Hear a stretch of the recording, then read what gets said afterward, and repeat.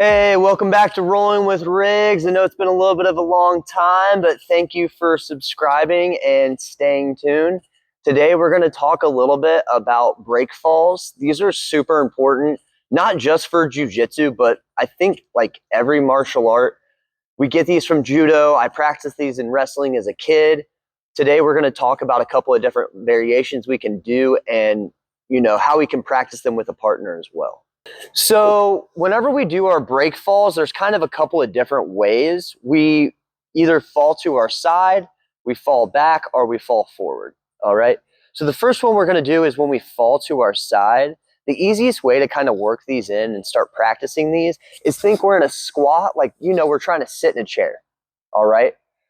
Now imagine somebody pulled that chair out and we're going to fall to our side.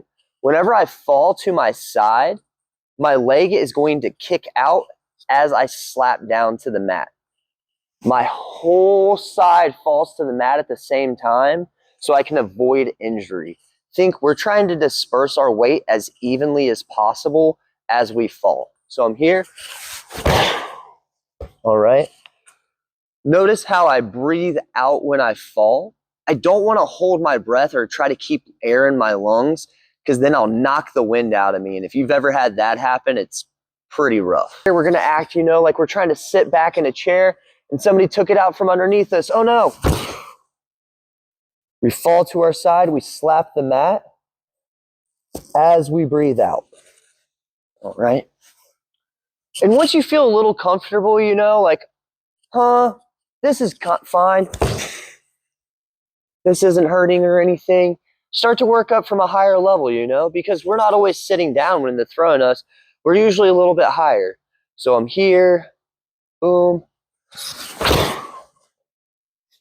All right. Here, I'm nice and relaxed.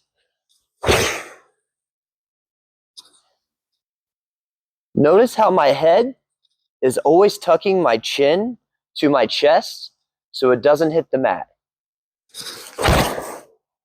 All right. If I just let my head kind of bobble around, whenever I fall, I would end up hitting my head on the mat or even the ground, and that could always cause head trauma and injuries that we don't need. All right.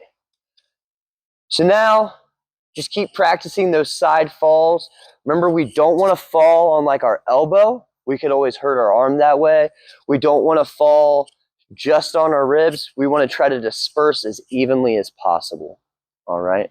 So whenever I do backwards break falls, I'm going to use both hands, and I still want to keep my chin tucked to my chest to keep my head from hitting the ground.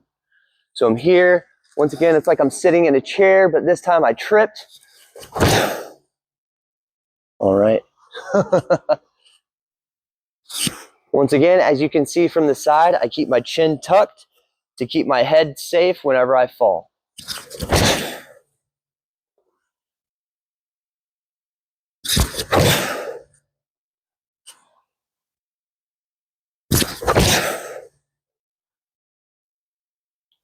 Just like with our side break falls, whenever we feel more comfortable, we can start doing it from a higher height.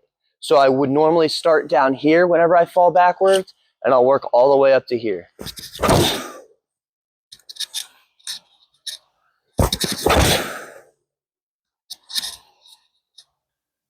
So now this is how we can always practice them with a partner. Of course, our partner isn't trying to hurt us or anything. They're trying to help us learn as much as we're trying to help them learn. So one way we can kind of practice our backwards break falls is with our partner hitting an Asoto Gari. So they hit their trip. I fall straight back. My hands go to the mat. I keep my head up so it doesn't hit the ground.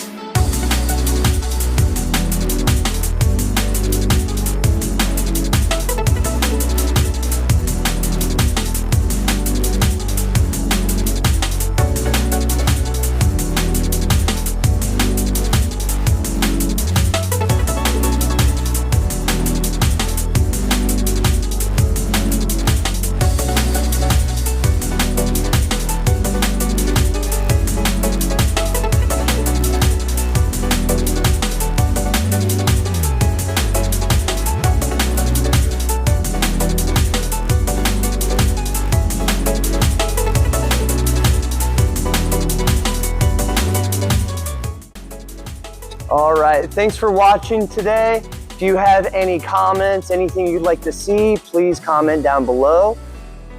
Thanks again for watching today. Have a wonderful week.